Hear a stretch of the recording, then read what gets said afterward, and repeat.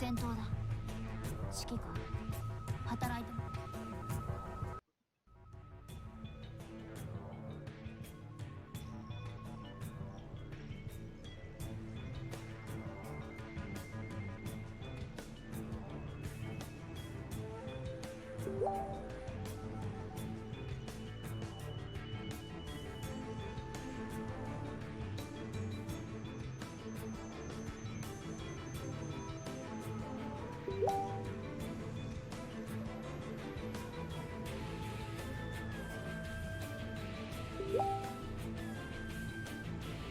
敵から攻撃を受けている。目標に接近。敵から攻撃を受けている。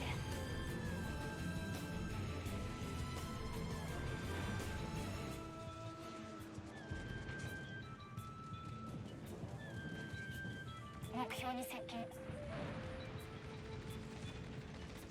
敵から攻撃を受けている。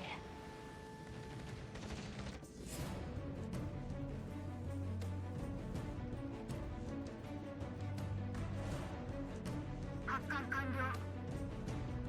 自動航行オン。僕に任せる。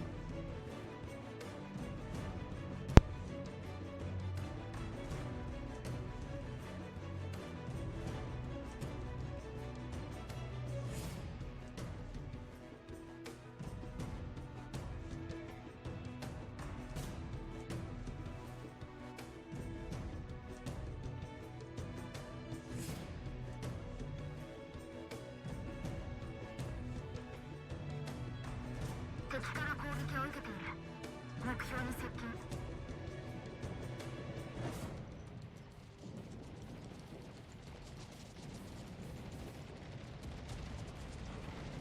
敵から攻撃を受けている。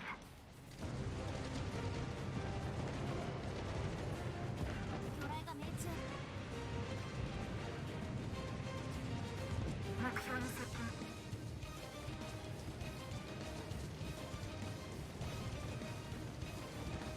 敵から攻撃を受けている。魚雷が命中。発艦完了。魚雷が命中。敵巡洋艦を撃沈。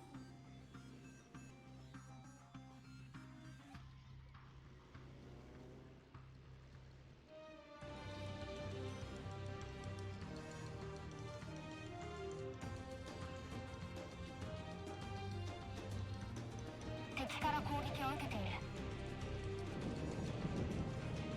目標に接近。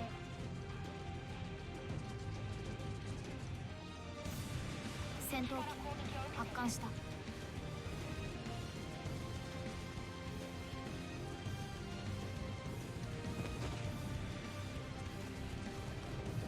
目標に接近。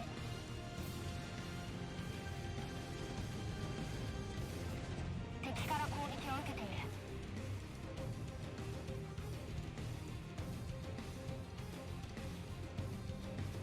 発艦完了。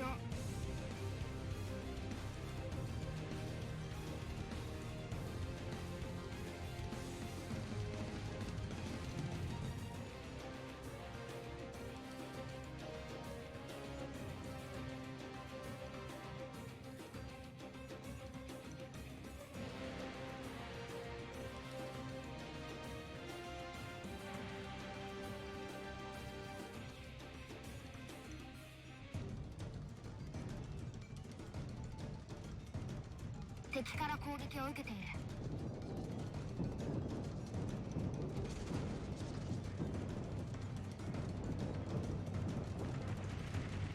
目標に接近。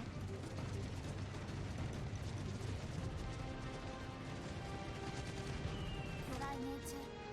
そのまま沈め。指定敵艦艇に攻撃を集中。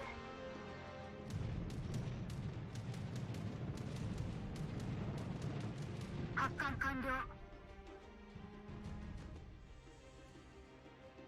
魚雷が命中。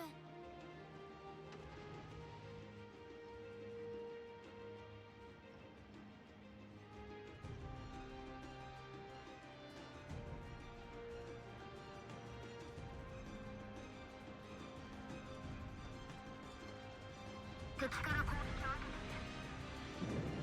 目標に接近。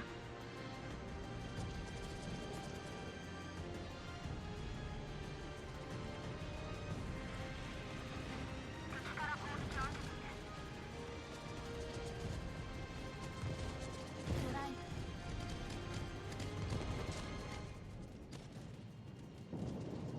目標に接近。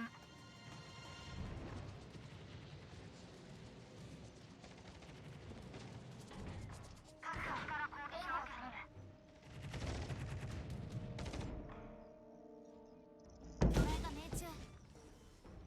敵巡洋艦を撃沈。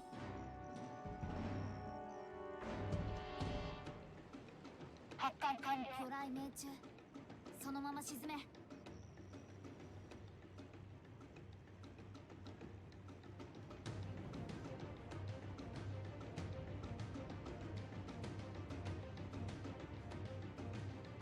目標に接近。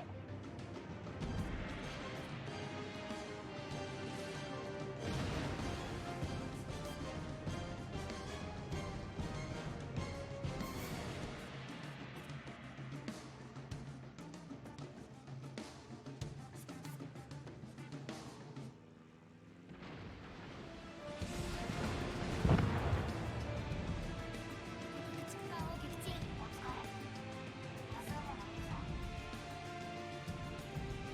魚雷が命中。完了。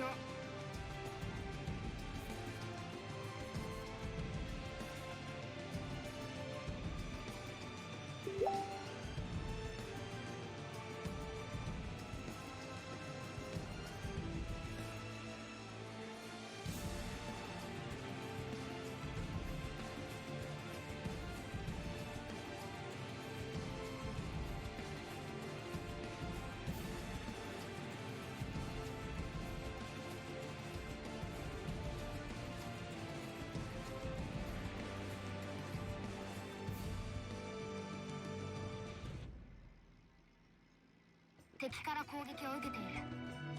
目標に接近。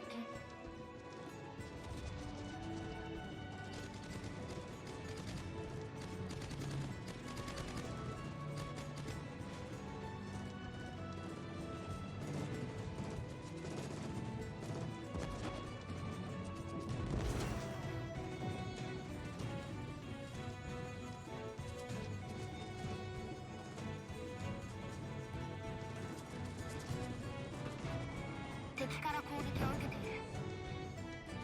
敵巡洋艦を撃沈。目標に接近。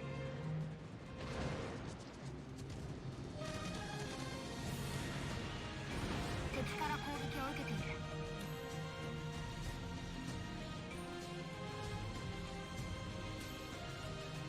発艦完了。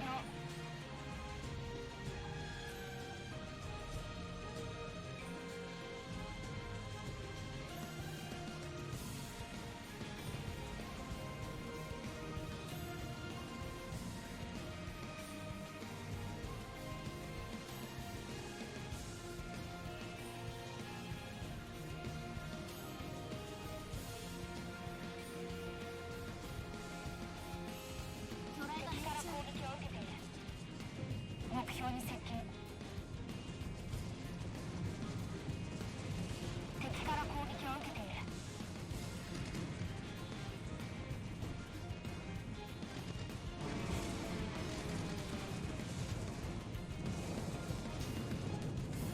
目標に接近。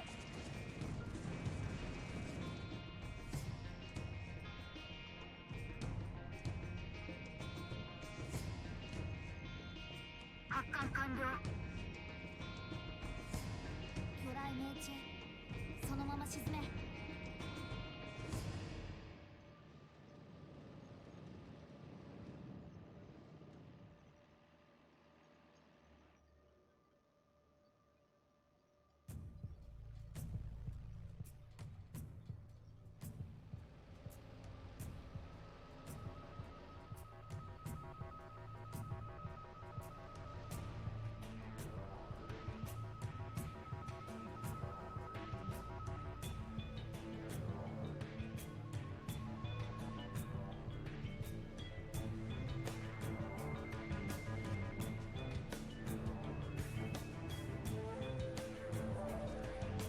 敵から攻撃を受けている。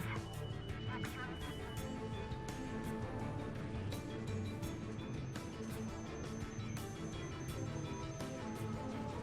敵から攻撃を受けている。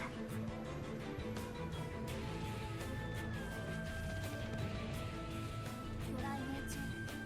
そのまま沈め。目標に接近。敵から攻撃を受けている。魚雷目標に接近。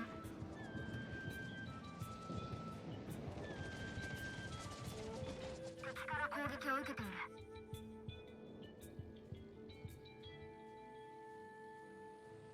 発艦完了。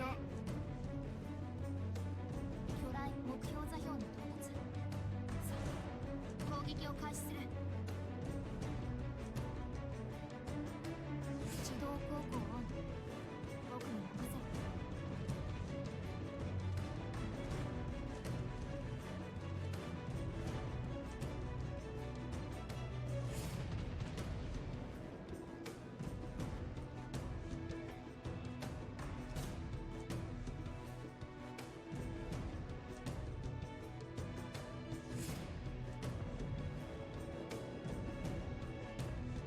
敵から攻撃を受けている。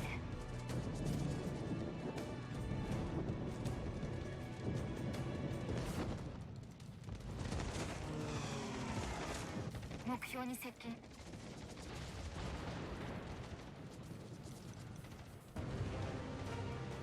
敵から攻撃を受けている。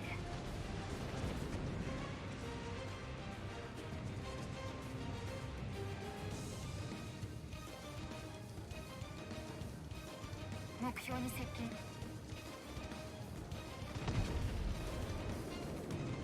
敵から攻撃を受けている。敵戦艦を撃沈。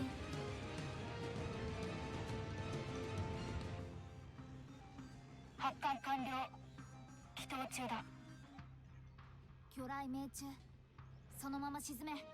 発艦完了。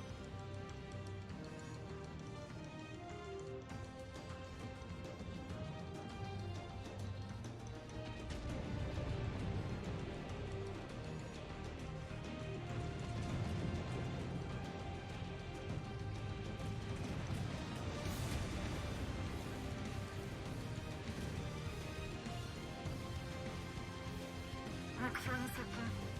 敵から攻撃を受けている。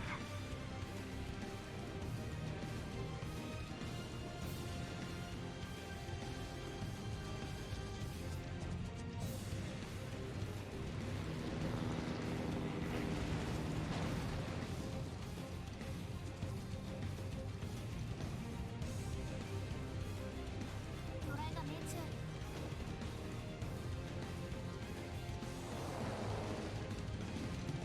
目標に接近。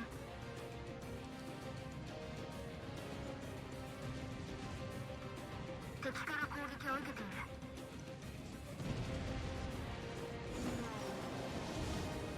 戦闘機発艦した。敵戦艦を撃沈。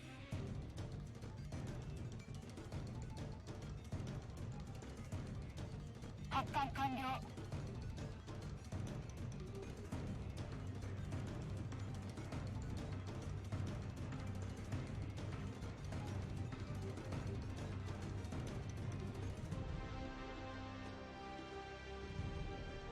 承知した。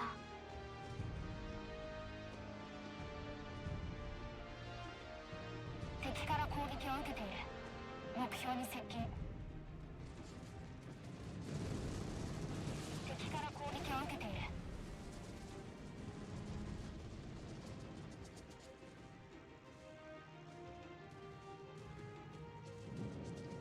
目標に接近。敵から攻撃を受けている。帰投中だ。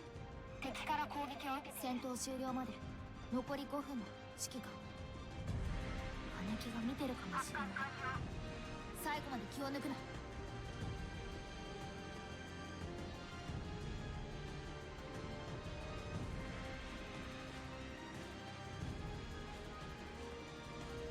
目標に接近。敵から攻撃を受けている。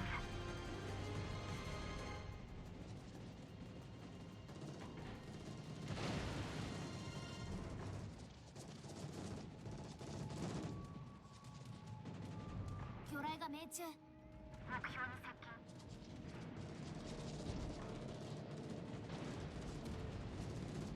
敵から攻撃を受けている。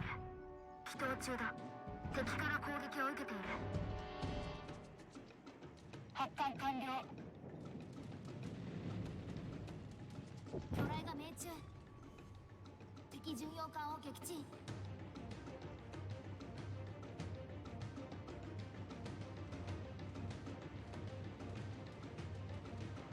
敵から攻撃を。勝利は目前。最後の仕上げといくか。敵から攻撃を受けている。敵巡洋艦を撃沈。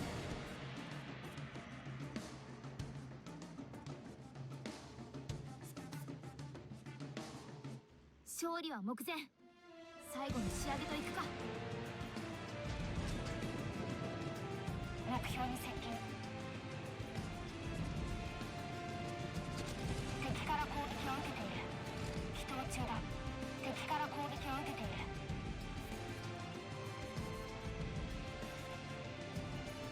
発艦完了。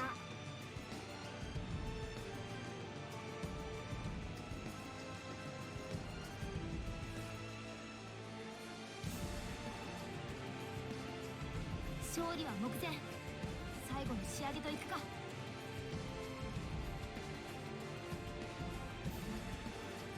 勝利は何度経験しても悪くないものだ。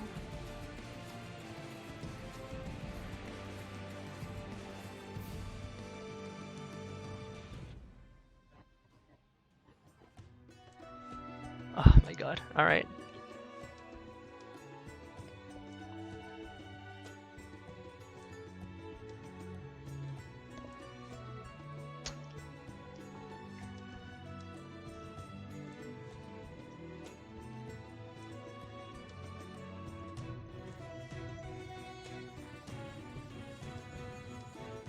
Alright, well, I was muted for most of that game, which was quite sad for me.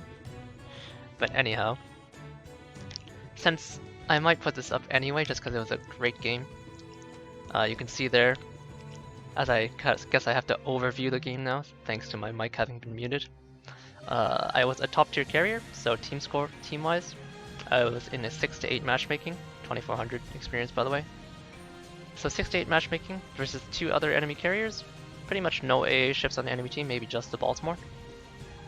But thanks to the poor positioning of the Baltimore and the Helena early on, I was able to catch them out with some early salvos of rockets to set some early dots, and as you saw, I'm using the Havar setup on a Lexington, which has 33mm of penetration, 2000 alpha per rocket, and then each plane launches 8 rockets. So you end up launching 24 rockets per volley, which is quite a lot of munitions. And so thanks to that, having removed the Helena and Baltimore from the game, I got to spend the rest of the game just flying around picking up kills and eventually slaughtering their team, taking 8 kills. As you can see here, I used a pretty big mix of the armaments, but thanks to the light armor of the targets I was hitting, I ended up doing 54,000 damage with the Havar rockets. In addition, I was using the Lexington torpedoes quite a bit. I love the Lexington torpedoes. I think it's a nice, well-balanced loadout. A good mix of pretty sturdy plane carrying it, decent torpedo alpha at 6400, and then 3 torpedoes per drop wave means that you have a good torpedo alpha. And then I use the bombs. I use the bombs in particular to finish off the Imagi. The bombs are actually like a great weapon. Not as good as they used to be. They're slightly weaker than the Midway's bombs. They do 9600 or 9500 or something, as opposed to the 11,000 or 9600 or something, as opposed to the 11,000. Yeah, sorry, I'm just thinking in my head about numbers. As opposed to the 11,500 of the Midway bombs, and they have a little less penetration, which is not that relevant when you're top tier, but when you're bottom tier and you're hitting things like a Yamato, because they only have 53mm of penetration, they don't pen certain parts of battleships, which can lead to some frustration. But anyhow, as you saw here, when a static AA cruiser just sits still behind cover on a map like Estuary, you can absolutely devastate them.